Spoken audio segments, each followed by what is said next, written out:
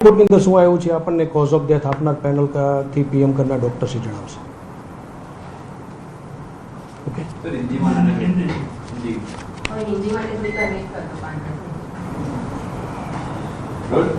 આવી ગયો છે યાર મને બી લગાવી દો તે હિન્દી ના ટાઈમે નીકળી જજો ને તો મારી મારું કેમેરો લાગી જાય અપડેટ હું આવીશું તમારા બાઈક સાથે આ તો હિન્દી લઈ લે ગુજરાતી ના પડે સાહેબ. ઓકે ગુજરાતી હિન્દી વાળો હોય એટલે એક આપ મને મોકલી આપો.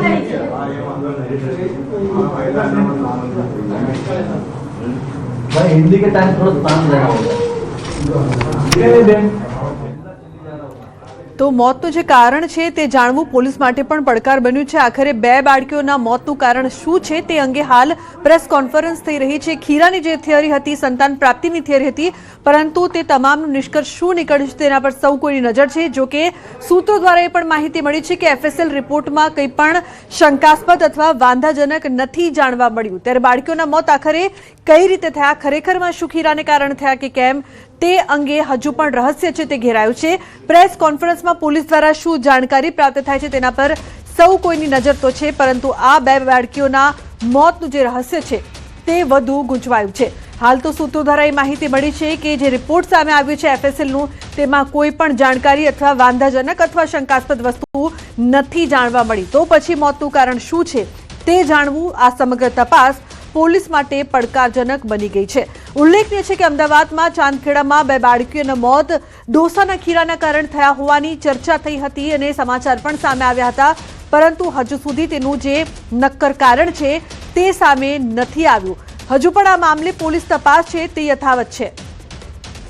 2026 और 30/2026 एडी के काम में दो बच्चियों की डेथ हुई थी. उस डेथ में पहली बच्ची जो मिस्ट्री प्रजापति है और दूसरी रहा प्रजापति, दोनों की जब डेथ हुई थी उस डेथ पे उनके माँ बाप की तरफ से और उनके परिवारजनों की तरफ से जो शंकाएं व्यक्त की गई थी उस हिसाब से अकस्मात मौत की तपास चांदखेड़ा पुलिस स्टेशन के पुलिस इंस्पेक्टर से चला रहे हैं. उस वक्त दोनों बच्ची का जो पीएम किया था, पीएम के समय में पीएम करने वाले डॉक्टर की तरफ से जो विसेरा सैंपल लिए गए थे उस विसेरा सैंपल को एफएसएल में परीक्षण के लिए भेजा गया था. उनका रिपोर्ट आज पुलिस स्टेशन मिला है. वो report final cause of death certificate के लिए, ओपिनियन के लिए सिविल हॉस्पिटल भेज दिया गया है. आगे उनके पैनल जो डॉक्टर ने पैनल से किया है उनका पीएम दोनों बच्ची का, वो डॉक्टर आगे cause of death certificate issue करेंगे. अभी तक बहुत सारे टेस्ट किए गए थे. दोनों के डेड बॉडी से पीएम के लिए जो विसेरा लिए गए, टूल्स लिए गया, उनका फूड लिया गया, फिर दोनों मदर फादर थे जो पेडी हॉस्पिटल थे उनका ब्लड सैंपल लिया गया था. सारे जो रिपोर्ट्स थे वो step by step police station अभी आए, तो वो सारे रिपोर्ट को डॉक्टर को भेजा जाएगा सिविल में, और डॉक्टर ही उसके बाद तय करेंगे कि इसका डेथ का रीज़न क्या है और कॉज ऑफ डेथ वही इश्यू करेंगे. सर कॉज ऑफ डेथ की रिपोर्ट कितने दिन में आ सकती है और वो डिपेंड करता है पैनल से पीएम करने वाले डॉक्टर के ऊपर.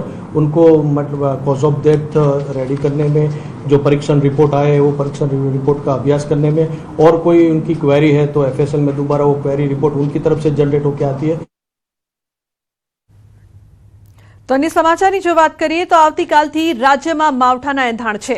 માવઠાને લઈને હવામાન વિભાગની આગાહી 19-21 એપ્રિલ કમોસમી વરસાદની આગાહી કરવામાં આવી છે. 19 એપ્રિલે ભાવનગર, અમરેલી, મહીસાગર, દાહોદ, છોટાઉદેપુરમાં વરસાદની શક્યતા છે. તો 20 એપ્રિલના ભાવનગર, અમરેલી, તાપી, ડાંગમાં વરસાદની આગાહી કરવામાં આવી છે. 21 એપ્રિલના ભાવનગર, અમરેલી, ભરૂચ અને સુરતમાં વરસાદની આગાહી છે. અમદાવાદમાં મહત્તમ તાપમાન 42 ડિગ્રી રહેવાની શક્યતા છે.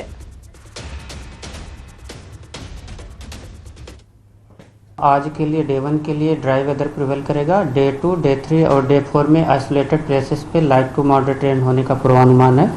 और जो डिस्ट्रिक्ट है जहां पर आइसोलेटेड प्लेसेस पे लाइट टू मॉडरेट रेन होने का पूर्वानुमान है वो डिस्ट्रिक्ट है डे 2 के लिए अमरेली, भावनगर, छोटा उदयपुर, दाहोद और महीसागर डिस्ट्रिक्ट शामिल है. और डे 3 की बात करेंगे तो डे 3 के लिए तापी, डांग और साथ में ही अमरेली, भावनगर डिस्ट्रिक्ट शामिल है. और डे 4 के लिए हम बात करेंगे तो आइसोलेटेड प्लेसेस पे लाइट टू मॉडरेट रेन होने का पूर्वानुमान है. और जो डिस्ट्रिक्ट है जहाँ पे लाइट टू मॉडरेट रेन होने का पूर्वानुमान है वो डिस्ट्रिक्ट है अमरेली, भावनगर, सूरत और भरूच डिस्ट्रिक्ट. તો 19થી લઈને 21 એપ્રિલ સુધી કમોસમી વરસાદની આગાહી કરવામાં આવી છે। ઉલ્લેખનીય છે કે રાજ્યના અનેક વિસ્તારોમાં માવઠું પડી શકે છે, જે ખેડૂતો માટે ચિંતાના સમાચાર છે।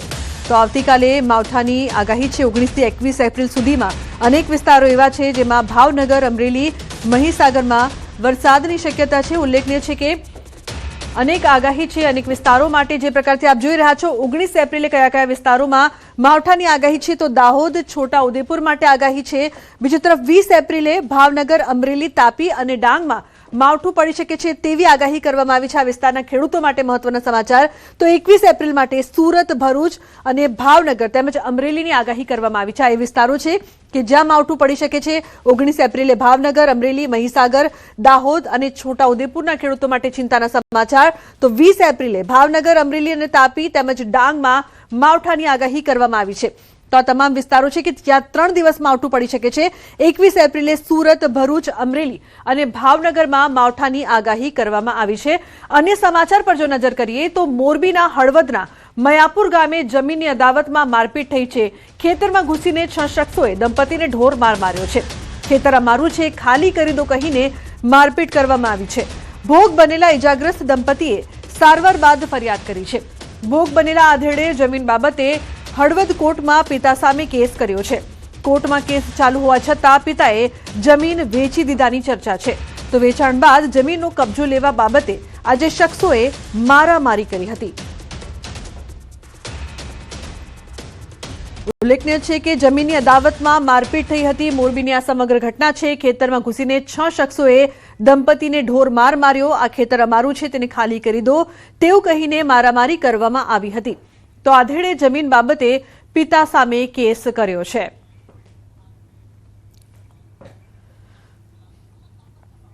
ગાંધીનગરના માણસા એપીએમસીમાં તસ્કરો દ્વારા મોટા પાયે ચોરીની ઘટના સામે આવી છે, જેમાં એક સાથે 15 કરતા વધુ દુકાનોના તાળા તોડીને લાખો રૂપિયાની રોકડ ચોરી કરવામાં આવી છે। ઘટના બાદ સમગ્ર માર્કેટમાં ચકચાર મચી ગઈ છે। કમોસમી વરસાદના કારણે જણસીનું પહેલાથી જ નુકસાન થયું હતું, ત્યારે હવે ચોરીની ઘટનાએ વેપારીઓની મુશ્કેલીમાં વધુ વધારો કર્યો છે। વેપારીઓમાં પોલીસ પેટ્રોલિંગની કામગીરીને લઈને પણ અનેક સવાલો ઉઠી રહ્યા છે। ચોરીની જાણ થતાં જ પોલીસને ઘટનાની જાણ કરવામાં આવી છે અને પોલીસ દ્વારા વધુ તપાસ પણ હાથ ધરવામાં આવી છે। બનાસકાંઠાના ઇકબાલગઢ હાઈવે પર આવેલી દર્શન પ્લાઝામાં મોબાઈલ ચોરીની ચોંકાવનારી ઘટના બની છે। રાતના સમયે તલવાર સાથે મોઢે રૂમાલ બાંધીને આવેલા શખ્સે સૂતેલા સિક્યુરિટી ગાર્ડનો મોબાઈલ ફોન ચોરી કરીને ફરાર થઈ ગયો હતો। આ સમગ્ર ઘટના સ્થળ પર લાગેલા સીસીટીવી કેમેરામાં કેદ થઈ છે। ઘટના બાદ વિસ્તારમાં ચકચાર મચી છે। પોલીસે સીસીટીવી ફૂટેજના આધારે આરોપીની શોધખોળ શરૂ કરી છે। ઉલ્લેખનીય છે કે તલવાર સાથે આવેલા શખ્સે મોબાઈલની ચોરી કરી હતી। સમગ્ર ઘટના સીસીટીવીમાં કેદ। તો સુરતના ચલથાણમાં ગેસ લીકેજ બાદ સ્વિચ ચાલુ કરતા જ પ્રચંડ બ્લાસ્ટ થયો છે। એક જ પરિવારના 5 સભ્યો ગંભીર રીતે દાઝ્યા છે। ચલથાણ ગામની ખુમાનસીવાડી વિસ્તારમાં અપાર્ટમેન્ટમાં ગેસ લીકેજના કારણે થયેલા ભીષણ ધડાકામાં એક જ પરિવારના 5 સભ્યો ગંભીર રીતે દાઝ્યા હતા। ઘર માલિક નીરજ મિશ્રા સવારે રસોઈ બનાવ્યા બાદ ગેસ બંધ કરવાનું ભૂલી ગયા હતા અને નોકરી પર નીકળી ગયા હતા। આખો દિવસ ગેસ લીક થવાના કારણે ઘરમાં ગેસ ભરાઈ ગયો હતો। સાંજે નીરજ મિશ્રા નોકરી પરથી પરત ફર્યા ત્યારે પાડોશીઓએ તેમને ઘરમાંથી ગેસની તીવ્ર વાસ આવતી હોવાની જાણ કરી હતી। ત્યારબાદ તેઓએ દરવાજો ખોલીને અજાણતા જ લાઇટનો સ્વિચ ચાલુ કર્યો, જેના કારણે સ્પાર્ક થતાં જ ભીષણ બ્લાસ્ટ થયો હતો। આ બનાવમાં પાડોશમાં રહેતી મહિલા દેવી દુર્ગા અને તેના 4 બાળકો આયુષ્માન, આયુષ, અનુજ અને સુમન પણ ત્યાં હાજર હતા। બ્લાસ્ટ એટલો જોરદાર હતો કે તમામ લોકો ગંભીર રીતે દાઝી ગયા। આ અકસ્માતમાં ઇજાગ્રસ્ત થયેલા તમામ 6 લોકોને તાત્કાલિક સારવાર માટે ચલથાણાની સંજીવની હોસ્પિટલમાં ખસેડવામાં આવ્યા હતા। જો કે તેમાંના 3 લોકોની હાલત વધુ ગંભીર જણાતા તેમને વધુ સારવાર માટે સુરત સિવિલ હોસ્પિટલમાં રિફર કરવામાં આવ્યા છે। એસ ભૂલમાં ચાલુ કરીને ભૂલી ગયા, જોબ પર જતા રહ્યા। એના પછી જોબ પરથી પાછા રિટર્ન આવ્યા। તેમના પાડોશી જે હતા તેમને સ્મેલ આવતી હતી। તેમને એમને જાણ કરી કે તમારા ઘરેથી ગેસની સ્મેલ આવતી છે। તે એ લોકો દરવાજો ખોલ્યો ને ની છૂટકે ભાઈએ સ્વિચ ભૂલમાં ઓન કરી દીધી। એનાથી આ ધડાકો થયો। એમાં 3 જણની જે વધારે છે, બાકી 3 છોકરા વ્યવસ્થિત છે। હાલ અત્યારે તો ફર્સ્ટ સારવાર સંજીવનીમાં થઈ ગઈ હતી, પછી અહીંયાથી એ લોકોને રેફર કર્યું આપણે સિવિલ હોસ્પિટલ સુરત. કોંગ્રેસના પૂર્વ એમએલએ રઘુ દેસાઈનું મોટું નિવેદન. સંતો મહંતો ભુવાજી અંગે ફરી આપ્યું નિવેદન. સંતો મહંતો ભુવાજીને 10% અનામતની માંગ કરી. 10% અનામત આપી ચૂંટણી લડાવવી જોઈએ. અનામત હશે તો કોંગ્રેસ પણ ભુવાજીને ટિકિટ આપશે. સાંતલપુરમાં આવેલા નિવેદન પર કર્યો છે ખુલાસો. સંતો મહંતો અમારા સન્માનીય છે તેવું રઘુ દેસાઈ દ્વારા કહેવામાં આવ્યું. ધર્મના નામે રાજકારણ ન રમે એવું કહેવાની ભાવના હતી તેવું પણ કહ્યું. તો ભાજપવાળા દાન નહીં આપતા હોય તેટલું હું મંદિરોમાં આપું છું. મને બદનામ કરવા મારી વાત ખોટી રીતે ઊભી કરવામાં આવી.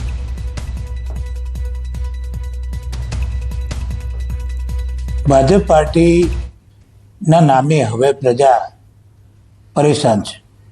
ભાજપને મત આપે એમ નથી. એટલે હવે સંતો મહંતો અને ભુવાશ્રીઓના આશરે ભાજપને જવું પડ્યું છે.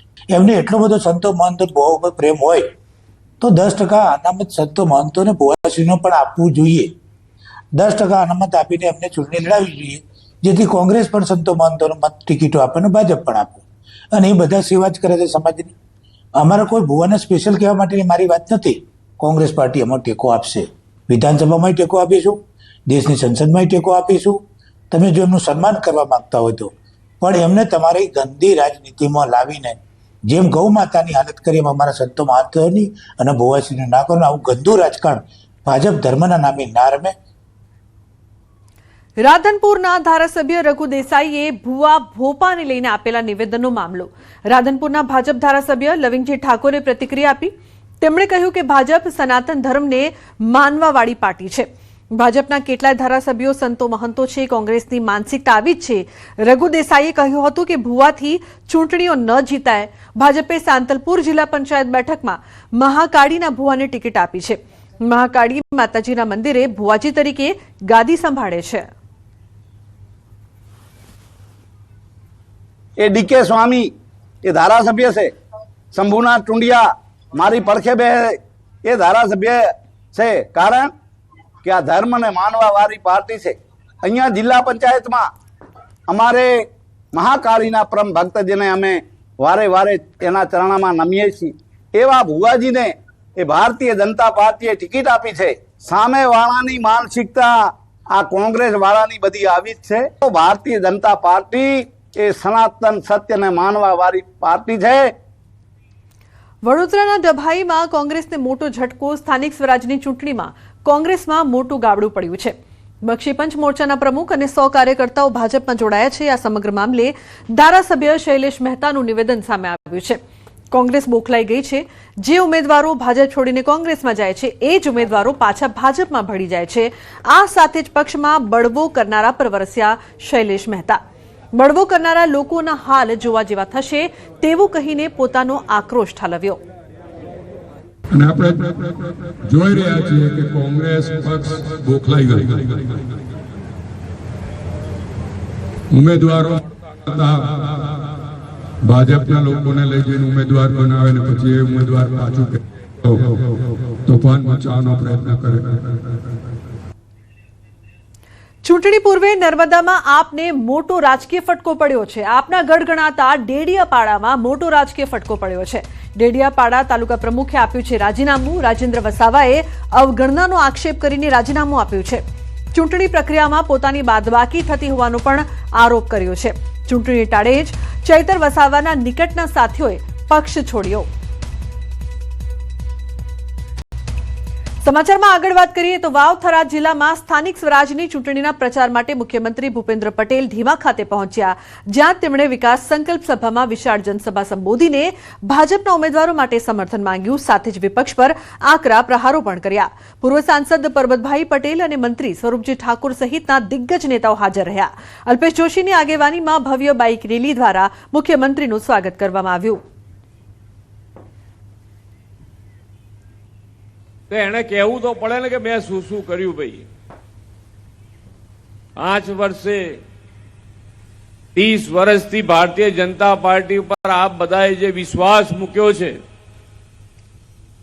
જન સમર્થન કર્યું છે, એ બધું જ જન સમર્થન તમારી પાસે અમે વિકાસના માધ્યમથી તમારી પાસે પાછું લાયા છે. ચૂંટણીમાં કોંગ્રેસ પક્ષને 72 પૈકી માત્ર 4 બેઠક પર જ જીત મળી હતી. ત્યારે આ ચૂંટણીમાં કોંગ્રેસે યુવા અને શિક્ષિત ઉમેદવારોને મેદાનમાં ઉતાર્યા છે. કોંગ્રેસે આરજે આભા તરીકે પ્રખ્યાત આભા દેસાઈને વોર્ડ નંબર 10 માંથી ટિકિટ આપી છે. તો સાથે જ ક્ષત્રિય આંદોલન સમયે મહિલાઓમાં પ્રમુખ ચહેરા તરીકે જાણીતા થયેલા ભાર્ગવીબા ગોહિલ તેમજ ભાવેશ ચૌહાણ અને ડોક્ટર રતિલાલ ડોબારિયાને ટિકિટ આપવામાં આવી છે. મહત્વનું છે કે ખુદ રાજકોટ શહેર કોંગ્રેસ પ્રમુખ રાજદીપસિંહ જાડેજા પણ હાલ ઉમેદવારો સાથે ચૂંટણી પ્રચાર પ્રસાર કરી રહ્યા છે. રાજદીપસિંહ જાડેજા અગાઉ વોર્ડ નંબર 10 માંથી ચૂંટણી લડ્યા હતા.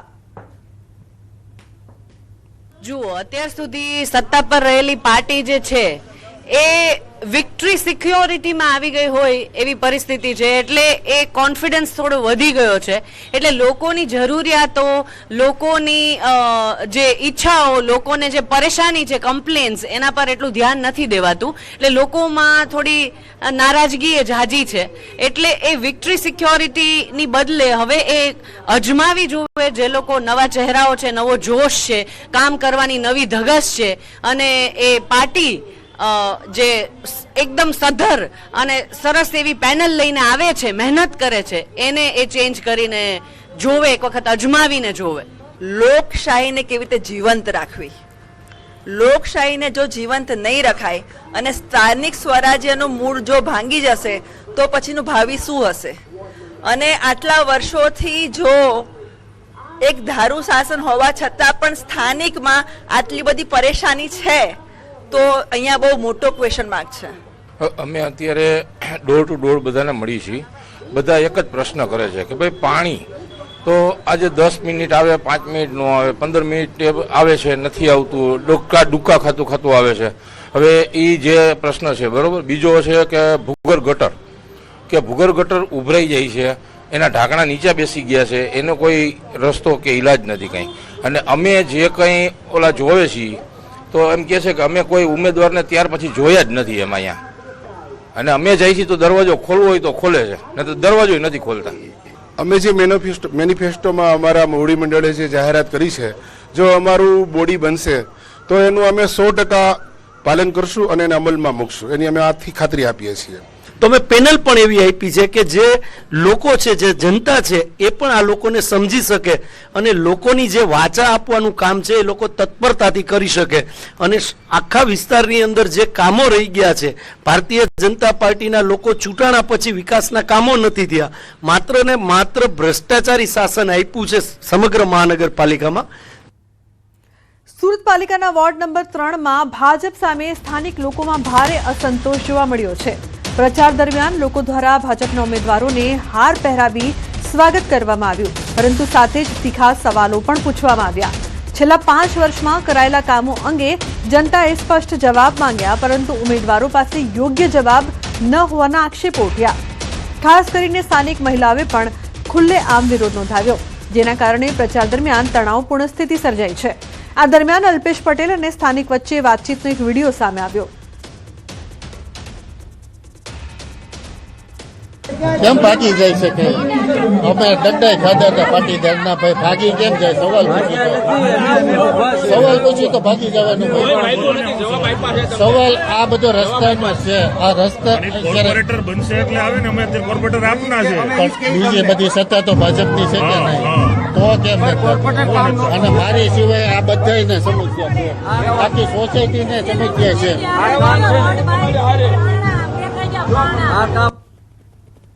સુરત મહાનગરપાલિકાના ચૂંટણી પ્રચારમાં થઈ છે એઆઈની એન્ટ્રી. જી હા, વોર્ડ નંબર 13ના બીજેપી ઉમેદવાર સંદીપ ચકલવાડાએ પ્રચાર માટે એઆઈ ટેકનોલોજીનો ઉપયોગ કર્યો છે.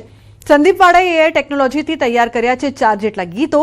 આ ગીતોમાં 4 ઉમેદવારોના નામ, વિસ્તારના નામ, મતદાનનો ક્રમાંક અને પોતે કયા પ્રકારની કામગીરી કરવાના છે તેની વિગતો આવરી લીધી છે. આ ગીતોની વિશેષતા એ છે કે તેમાં પરંપરાગત ગાયકો કે સ્ટુડિયોના લાંબા ખર્ચને બદલે ટેકનોલોજીની ચોકસાઈ છે. ડિજિટલ પ્રચારના સમયમાં સંદીપ ચકલવાડાનો આ પ્રયોગ અન્ય ઉમેદવારો માટે પણ એક ઉદાહરણ પૂરું પાડી રહ્યો છે. આધુનિક યુગમાં એઆઈ ટેકનોલોજીનો તમામ લોકો ઉપયોગ કરતા છે, ત્યારે ગુજરાતમાં જે રીતે સ્થાનિક સ્વરાજની ચૂંટણી ચાલી રહી છે, ત્યારે સુરતના વોર્ડ નંબર 13ના ઉમેદવાર સંદીપે એઆઈ ટેકનોલોજી ઉપર કહી શકાય કે કોર્સ કર્યો છે અને પોતાના પ્રચારમાં એઆઈ ટેકનોલોજીનો ઉપયોગ કરે છે. સંદીપભાઈ આપણી સાથે છે, સીધા વાત કરીએ. સંદીપભાઈ, સૌપ્રથમ તો એઆઈનો કોર્સ કર્યો છે અને એ ટેકનોલોજીને ચૂંટણી પ્રચારમાં કેવી રીતે ઉપયોગ કરી રહ્યા છો અને કેમ? ખાસ કરીને મેં એઆઈ ડેટા એનાલિસિસ અને એઆઈ જનરેટિવ એઆઈનો કોર્સ સ્કિલ ઇન્ડિયા દ્વારા જે હોય છે ઓનલાઈન એ કર્યો છે. અને ચૂંટણી પ્રચાર માટે એટલા માટે કે ચૂંટણી પ્રચારમાં ડેટાનું ખાસ મહત્વ હોય છે, એટલે એ ડેટા ઝડપથી મળી જાય, એટલે એઆઈના માધ્યમથી એ ડેટાનું ઝડપથી એનાલિસિસ થઈ જાય, એ પ્રમાણે અમે કામગીરી કરી રહ્યા છે. બીજી વસ્તુ કરીએ તો જે અત્યારે એઆઈ જનરેટિવ એઆઈ દ્વારા ઇમેજીસ છે કે સોંગ્સ છે એ બધું ઝડપથી બની શકે છે, એ મને એનો ખ્યાલ છે, મેં અભ્યાસ કર્યો છે. એટલે ચૂંટણી પ્રચારમાં જેમ પારંપરિક ભારતીય જનતા પાર્ટીના સોંગ્સ છે એ પણ ખૂબ સારા છે, પરંતુ અમારા પ્રોપર વિસ્તારના લોકોને ટાર્ગેટ કરવા માટે કે અમારા વિસ્તારના લોકોને અમારો વિસ્તાર સમજાવવા માટે, અમારા ઉમેદવારોના નામ સમજાવવા માટે અને તેનો મતદાન ક્રમાંક સમજાવવા માટે એ સોંગમાં અમે